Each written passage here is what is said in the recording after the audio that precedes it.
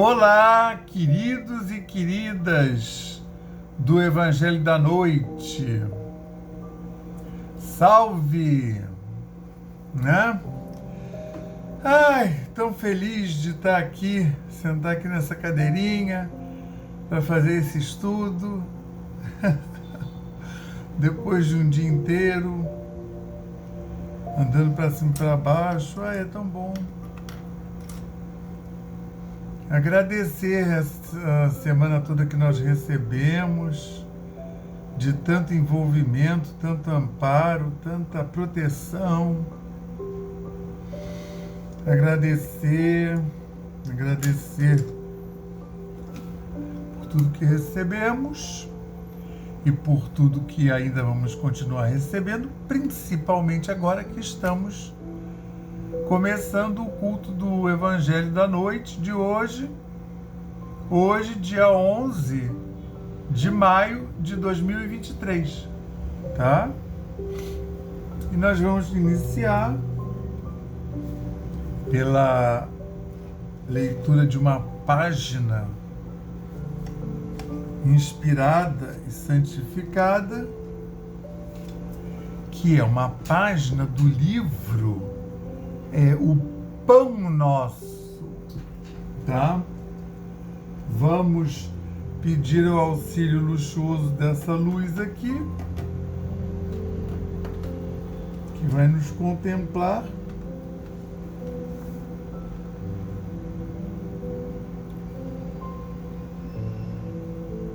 Que, aliás, o verbo contemplar é o início da frase, o início do nome da lição, título da lição.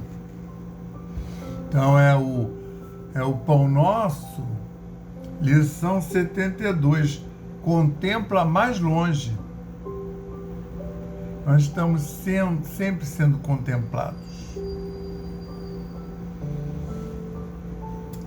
Porque com a mesma medida com que medirdes, também vos medirão. Isso é Jesus em Lucas, capítulo 6, versículo 38. Para o esquimó, o céu é um continente de gelo sustentado a focas.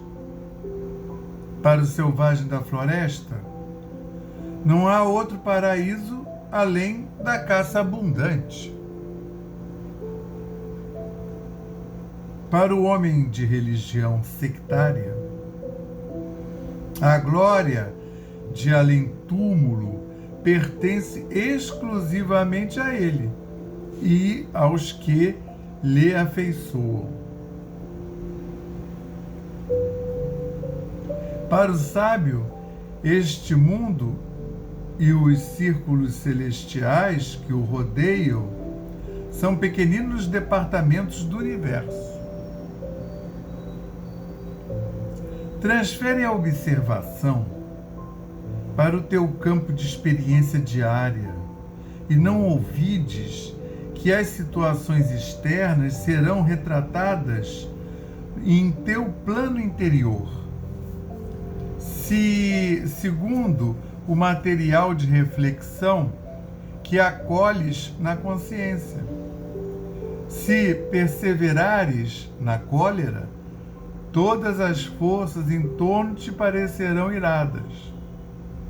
Se preferes a tristeza, anotarás o desalento em cada trecho do caminho. Se duvidas de ti próprio, ninguém te confia em teu esforço. Se te habituastes às perturbações e aos atritos, dificilmente saberás viver em paz consigo mesmo. Respirarás na zona superior ou inferior, torturada ou tranquila, em que colocas a própria mente. E dentro da organização na qual te comprazes, viverás como os gênios que invocas.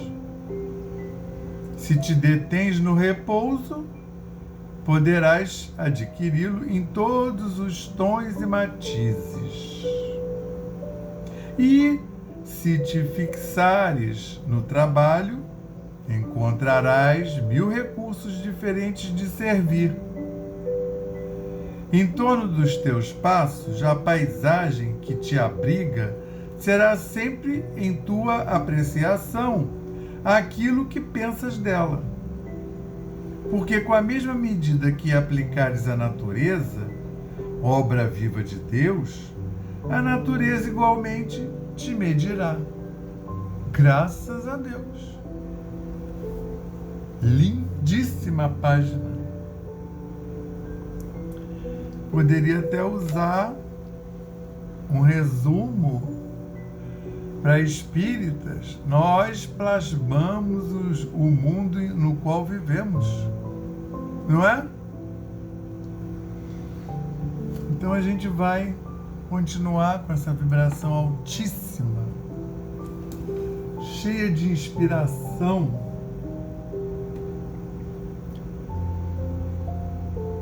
para podermos então contar com a presença de todos esses amigos espirituais que fazem parte do culto do Evangelho da Noite,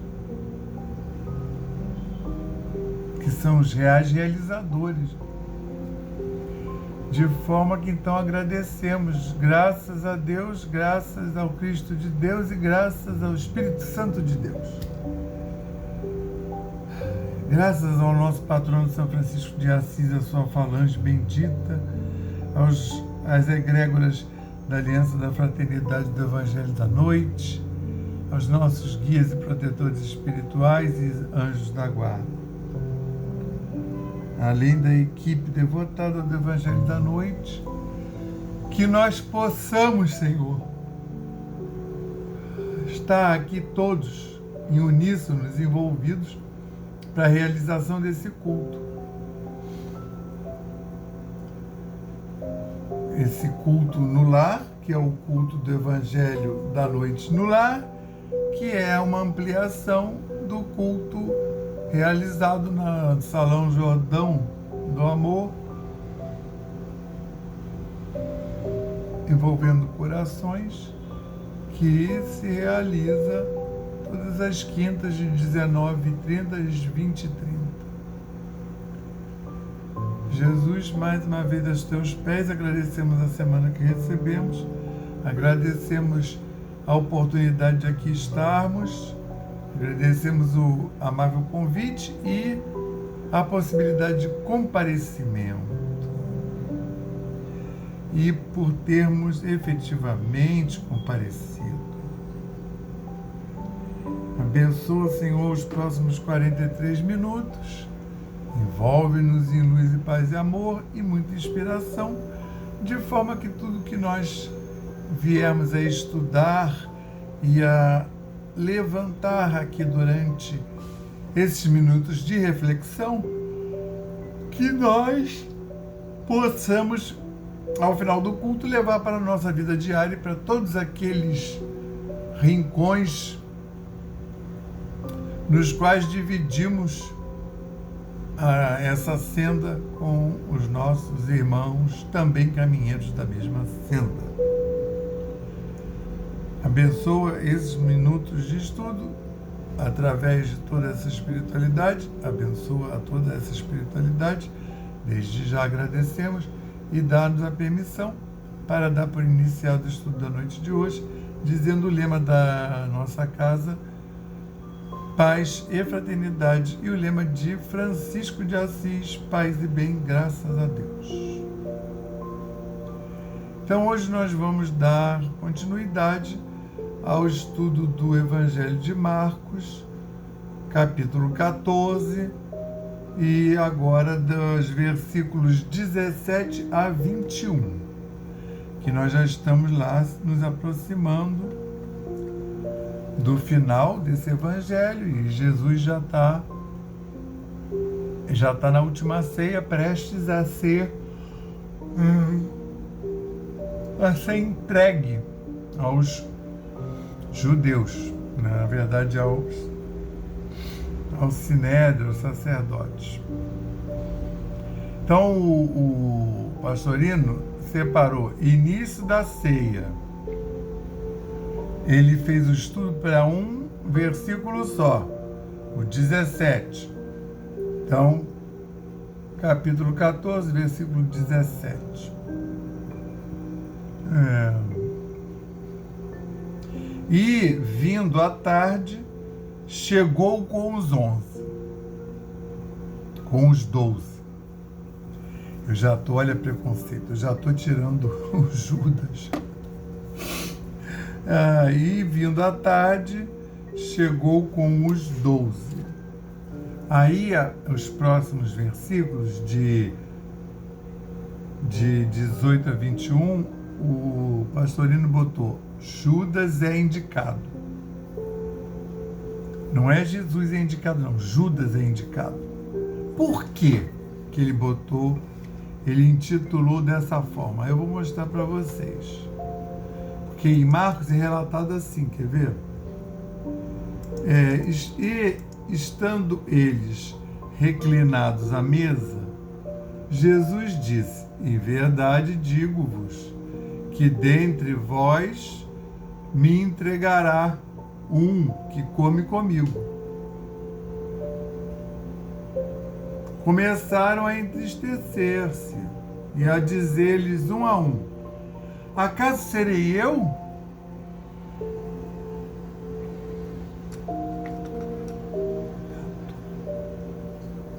Quem assiste sempre sabe que tem esse fenômeno do gato que entra. Aí eles começaram a ficar compungidos, assim, até uma reflexão mesmo, né? Será que ele está prevendo ou é alguém? Em princípio pode ser qualquer um, porque ele não disse nada. E aí começaram a entristecer-se e a pensar assim: meu Deus, será que sou eu que vou tropeçar? Sou eu que vou falhar? Então eles começaram a dizer: acaso serei eu? Ele disse-lhes, um dos 12, que se serve comigo no prato. Pois o Filho do Homem vai, como dele está escrito, mas coitado desse homem por quem o Filho do Homem vai ser entregue. Bom lhe era se não tivesse nascido esse homem. Esse é o relato em Marcos, tá? São 5 versículos. E todos os 4 evangelistas relatam essa passagem, tá? E o Lucas e o Mateus, eles vão relatar, inclusive com um número de versículos parecido, praticamente a mesma coisa, né? Então a gente só vai lembrar que a gente está vindo da lição da semana passada, do estudo, e onde Jesus tinha mandado os discípulos João e Pedro irem à cidade para arrumar o lugar aonde eles iam comer a Páscoa, ou cear a Páscoa, que é como se falava, que na verdade era a celebração da Páscoa. Então a celebração da Páscoa era uma festa interna de família, mas ao mesmo tempo era comum as famílias se reunirem e havia também uma festa de estado, de cidade, né? No caso estado, cidade-estado. Então muitas pessoas retornavam para a casa de seus parentes, né? Se bem que aí nessa época era os filhos retornando para a casa dos pais, né? Que tinha muito filho, muito primo, muito parente, não dava para reunir todos no mesmo lugar. As festas eram feitas por núcleos familiares. E em Marcos, o versículo 18, né? O 17 e vindo à tarde, chegou com os 11. Então, é quando Jesus chega com os 12, e o lugar lá que ele mandou preparar, que foi divinamente inspirado na cabeça do dono, né, do local, e ele disponibilizou o lugar, e aí eles vêm de fora da cidade e entram para ceiar, comer a Páscoa, como se dizia. Como se dizia, eles vieram comer a Páscoa. E aí, por isso que diz, e estando eles reclinados à mesa, Jesus disse, reclinados à mesa é assim, a mesa era baixa para você comer sentadinho no chão. Mais tarde fizeram tipo um móvel, né, que era o triclínio, que deixava numa rampinha. E ele era triclínio porque uma parte da rampa se apoiava no chão e essa parte, para ficar inclinada, tinha um travessão assim, de forma que a maioria das pessoas é destra, né? Aí eles se reclinavam assim, entendeu? No triclínio, isso em volta da mesa que era em U, né? As mesas, o lugar tinha que ser grande porque ficava essa mesa em U. O dono do festejo, o proprietário do lugar, o senhor lá do lugar onde estava ocorrendo, ou da festa, ele geralmente, a cabeceira era no meio do U, que seria mais ou menos o quadro da Santa Ceia. Quando você olha, não tem ninguém de costas para o pintor, né? Se fosse uma fotografia, como quando tem cena de comida em novela, nunca tem ninguém na frente da câmera, tá todo mundo do outro lado, né?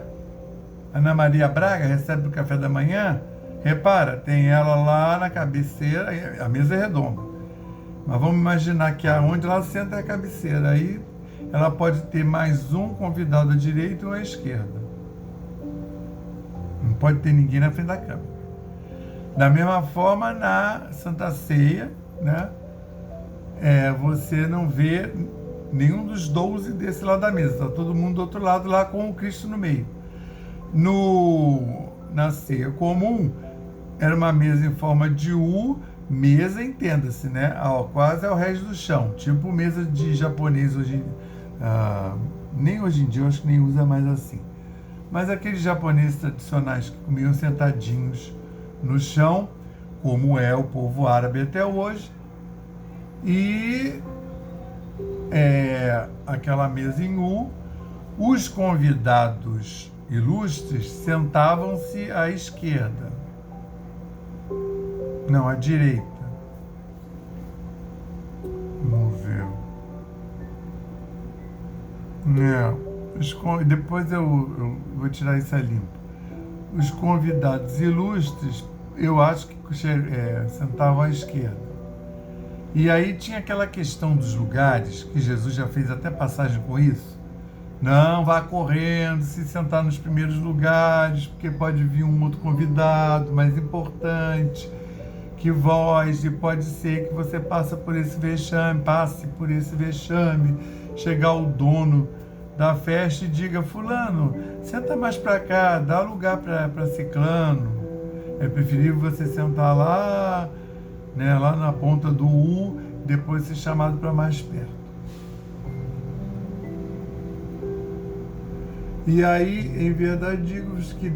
Aí Jesus, entrando eles reclinados, por isso que fala, e estando eles reclinados à mesa, né, não deveria ter triclínio para todo mundo, mas iam se sentando no triclínio, você repousava assim, tipo isso aqui, ó, desse lado, e a mãozinha direita, ó, livre para pegar as comidinhas na mesa, tá? As comidinhas, eu estou sendo bonzinho porque não era... Estou falando de cidadão comum. Cidadão comum tinha 2 ou 3 itens. O pãozinho seco, ázimo, o molho do pãozinho e a erva amarga para botar lá no pão com o molho. tá? Tudo isso tem significado, tá? Esse molho levemente salgado, a água que eles tomavam, era assim tipo um soro, bem para lembrar as lágrimas amargas que eles choraram durante os 400 anos no Egito, de escravos, depois mais 40 andando no deserto. A erva amarga, uma prima da chicória, só que mais amarga, para botar junto no pão ázimo, com o molhinho que eles faziam, que não levava gordura, é um molho que não tem azeite. Fora desse festejo, principalmente Páscoa, eles vão usar azeite, vão usar molhos que tem um sebo de carneiro para dar uma sustância, para passar como se fosse margarina ou requeijão, mas não nessa festa do Pêssego, tá? Não usa a gordura, para lembrar os tempos difíceis deles. Eles não tinham nem da onde tirar gordura nenhuma, né? Andando lá, vagando no deserto. Só se eles, quem tem oliveira, plantava. Para eles terem acesso à oliveira, eles teriam que roubar da plantação de alguém. Aí também roubar a oliveira como? A oliveira é uma árvore. Para você pegar a azeitona e fazer o azeite, vamos dizer, mesmo que não seja extra virgem, você tem que ter a prensa, entendeu? Então não era uma coisa que eles tivessem acesso. E aí eles vão comer a Páscoa juntos, para relembrar esses tempos difíceis. E a Páscoa é justamente uma festa da transição, né? Quando a criatura vai festejar, esse povo, a transição. O fato deles terem conseguido a liberdade e terem mudado, terem conseguido fazer uma transição de grau evolutivo, né, energético, simbolizado pelo cruzamento das águas. É isso que eles estão festejando. E aí o Cristo vai lá e manda essa direta. Mas você vê, né? Então os três relataram mais ou menos a mesma coisa, né? Na ordem, primeiro foi Marcos, depois foi o Evangelho de Mateus. Marcos fez um evangelho básico. Aí depois que um encadeou as histórias, aí o segundo, que foi Mateus, já fez um evangelho fazendo a aproximação do texto do Velho Testamento com o Novo. E depois veio o Lucas, que aí faz um evangelho muito depois, a pedido de Paulo, né? O Lucas era médico de Paulo, e aí o Lucas faz um evangelho mais apurado, né? Como se fosse uma reportagem apurada. Mas repara aqui, mas o evangelho de João, o último, né? Ele vai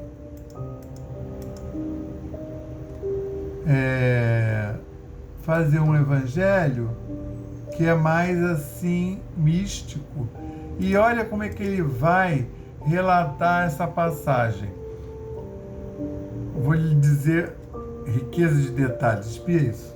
Tendo Jesus dito isto, agitou-se no espírito e testificou e disse: em verdade, dito isto, E, vindo à tarde, chegou com os 12 lá no lugar, e ele agitou-se: em verdade vos digo que um de vós me entregará.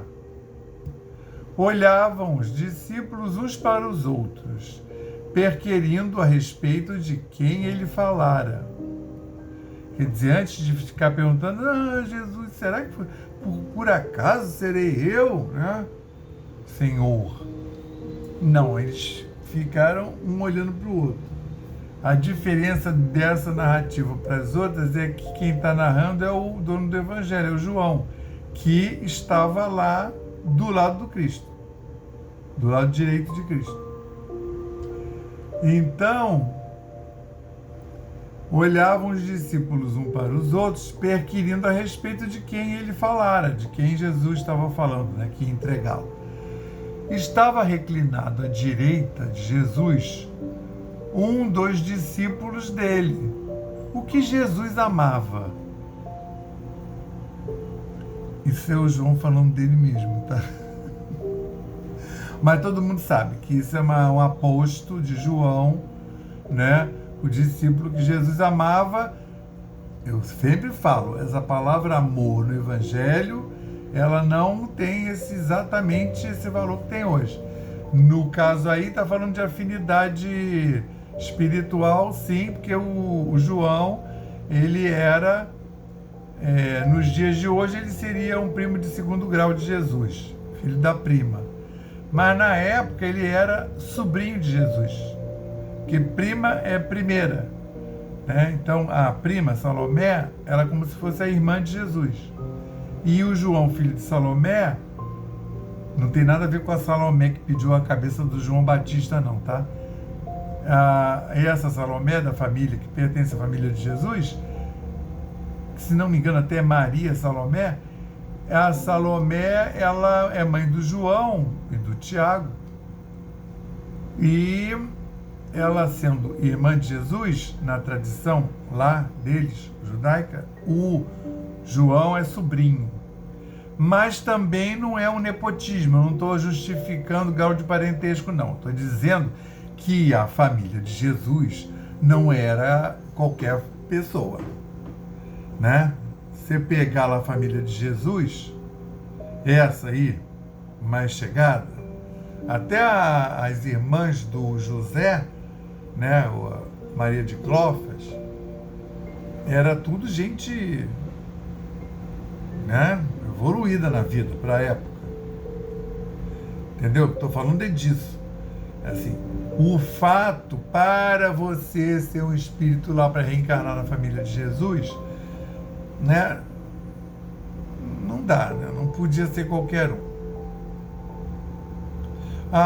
Nem a Igreja Católica explora muito isso, porque não está é uma informação que não é dos evangelhos canônicos, está em apócrifos, que a Igreja consulta, que Maria foi concebida igual a Jesus. Maria não foi concebida pelo Espírito Santo, né? Não sei se vocês sabem disso, porque Santana, né, a mãe de Maria, a avó de Jesus, ela já tinha quase 70 anos quando concebeu Maria. Necessariamente foi um milagre. Entendeu? Maria é concebida por isso. E assim, os dois já eram velhinhos. O São Joaquim também. Tanto é que Maria, ela depois vai ser consagrada ao templo, porque São Joaquim vai morrer. Não se fala sobre Santana, qual o destino. Mas a Maria é criada no templo. E ela é consagrada ao templo. O casal era ligado ao templo. Enfim. Então o João João vai deitar a cabeça no lado direito do peito de Jesus. Né? Era um garoto, como se fosse um filho, né? Era afetuoso. E aí, estando reclinado à direita de Jesus, um dos discípulos dele, o que Jesus amava, seu João escrevendo sobre ele mesmo. A esse, então, Simão Pedro acenou com a cabeça, Simão Pedro do lado esquerdo, a respeito de quem ele falara. Esse Simão Pedro é um fofoqueiro, né? Reclinando-se ele, assim, sobre o peito de Jesus, João, disse-lhe: Senhor, quem é? Tá vendo? Tá todo mundo absolvido. Eles eram apóstolos, eram evoluídos, estavam ali por um motivo assim, né? Mais nobre impossível. Mas, né? Curiosos. Senhor, quem é? Respondeu Jesus. Agora você vê o nível de intimidade, né? Um teve cara de pau de perguntar para Jesus. E Jesus, por que essa criatura não era uma criatura normal, né? Esse João aí, ele está com 22, 23 anos aí. Tá? Ele já está todo enfiado em coisas evoluidíssimas. Aí Jesus fala, Jesus respondeu, é aquele a quem eu der o pedaço de pão mergulhado no vinho. Olha isso, gente. Aí, tendo mergulhado então o pedaço de pão, pegou e deu a Judas, filho de Simão Iscariotes.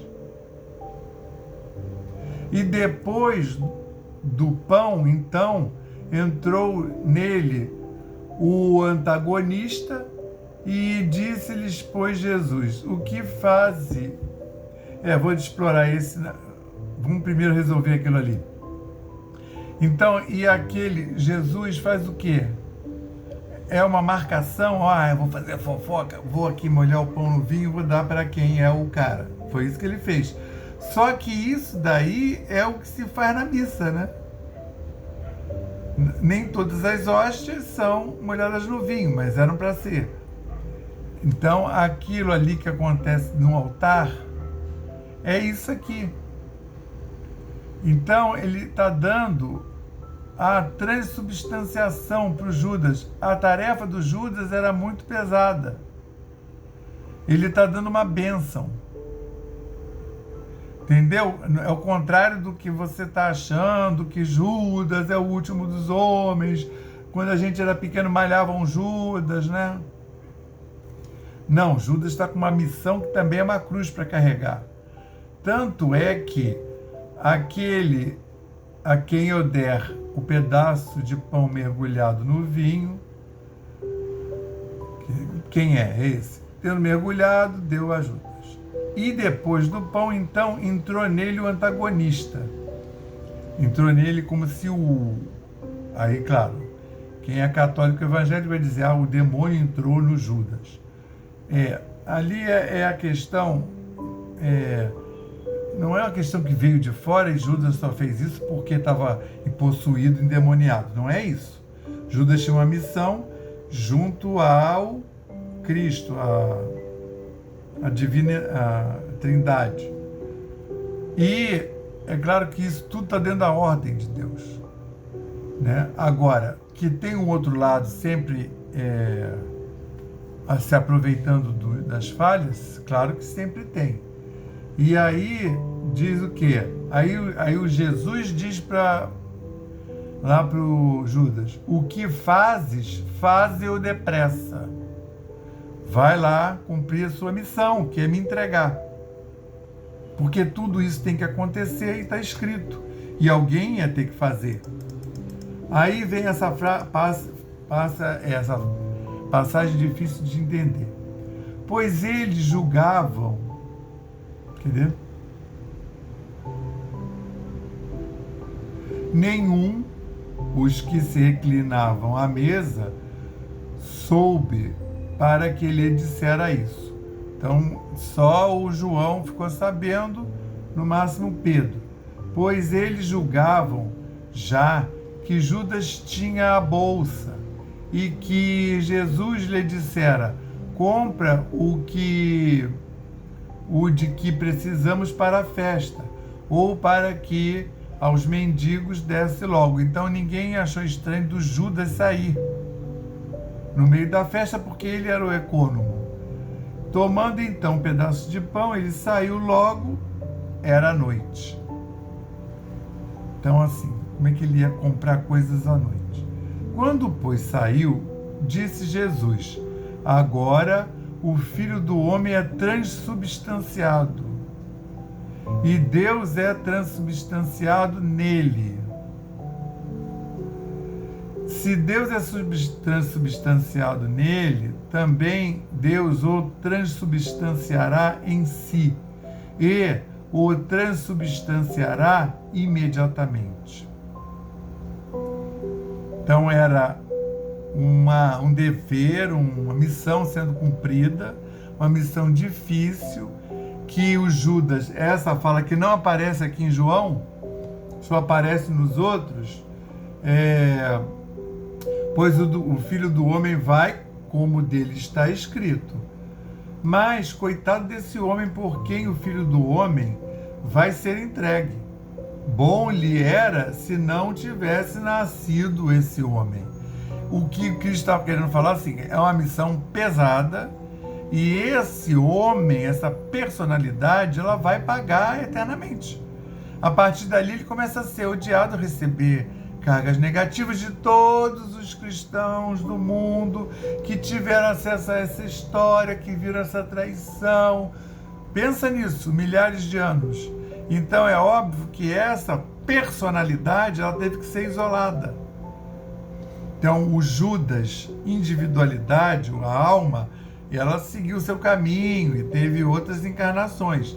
Mas essa personalidade, essa fantoche, Judas Iscariotes, ele teve que ser isolado para ficar recebendo os ódios eternos de todos os cristãos que vieram depois e que não tinham entendido essa mensagem, né? Que isso era uma missão. Então agora nós vamos passar, sabe para quê? Adivinhe.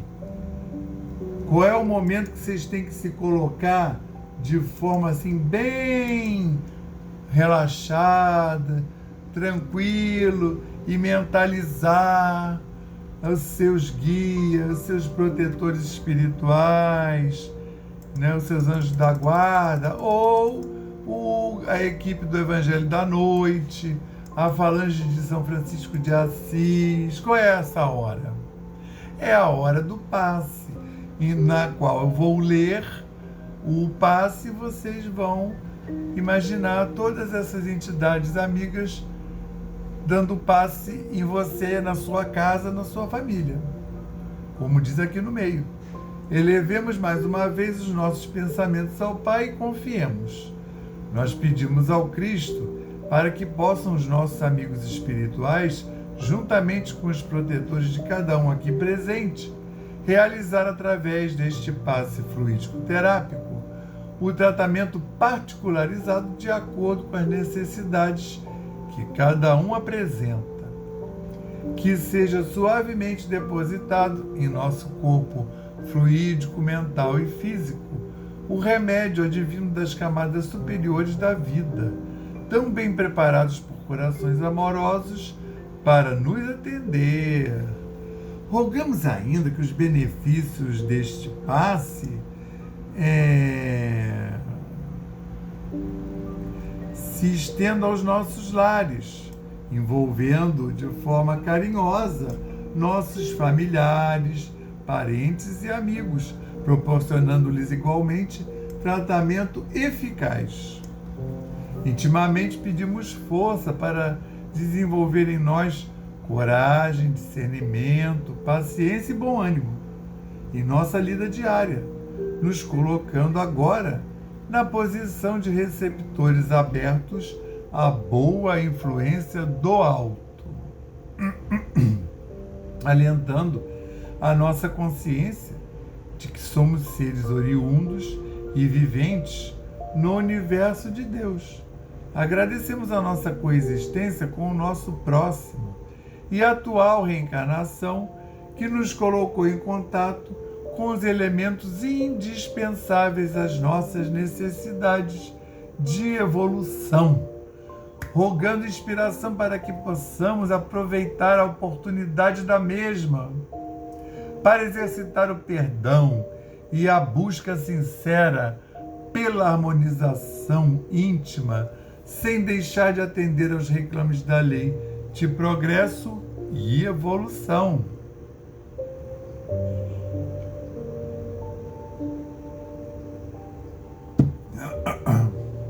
Finalmente pedimos equilíbrio moral e emocional, inspiração dos padrões do Evangelho, para que possamos solucionar com os nossos esforços os problemas que nos envolvem.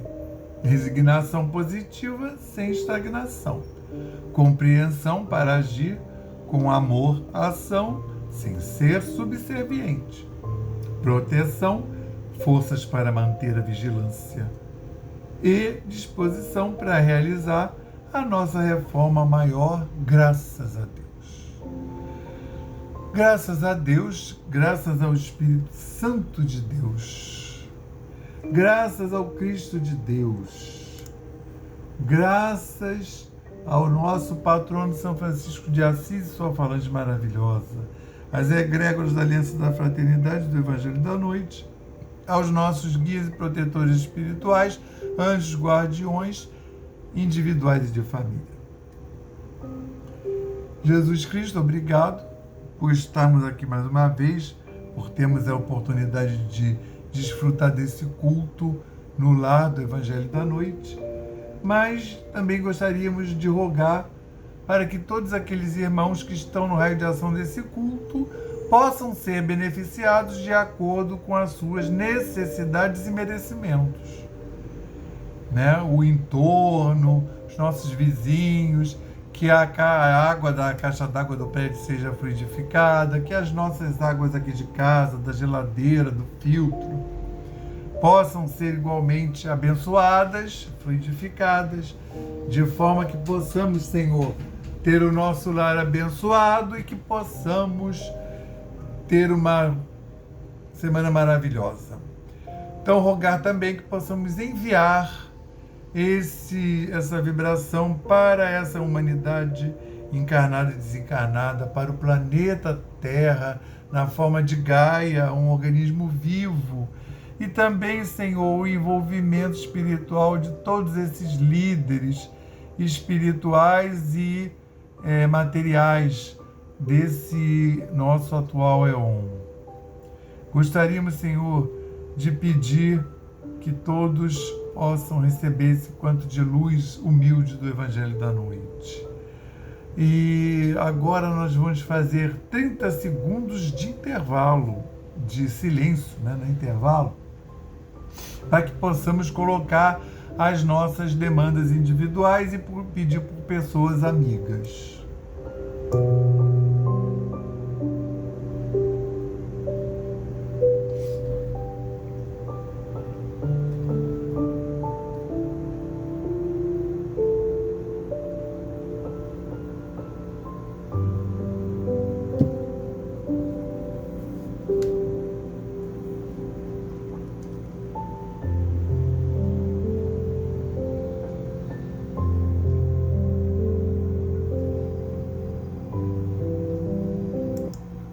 Senhor Jesus, dá-nos a permissão para dar por encerrado o Evangelho da noite de hoje, dizendo o lema da Aliança da Fraternidade, paz e fraternidade. E o lema de São Francisco de Assis, paz e bem, graças a Deus, uma excelente semana para todos.